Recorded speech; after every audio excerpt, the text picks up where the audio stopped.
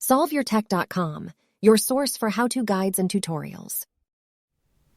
Welcome to our video about how to offload unused apps on an iPhone 15.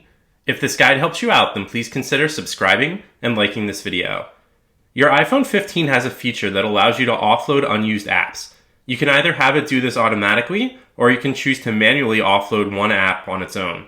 When you offload an unused app, that means that it's going to remove the app from your device, but it's going to keep the files and data associated with that app in case you need to install it again later.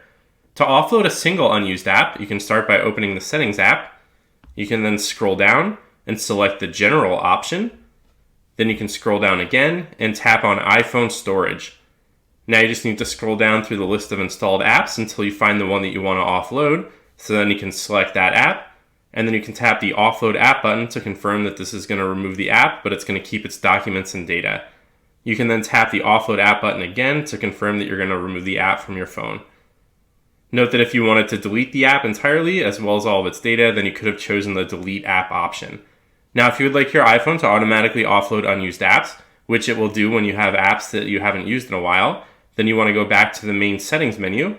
Then you can scroll down and find the App Store option here.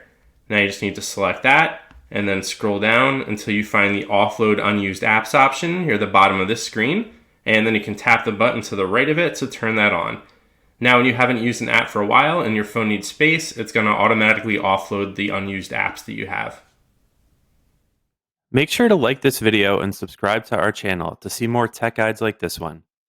For additional information on this topic and to read the entire article, click the link in the description to visit SolveYourTech.com.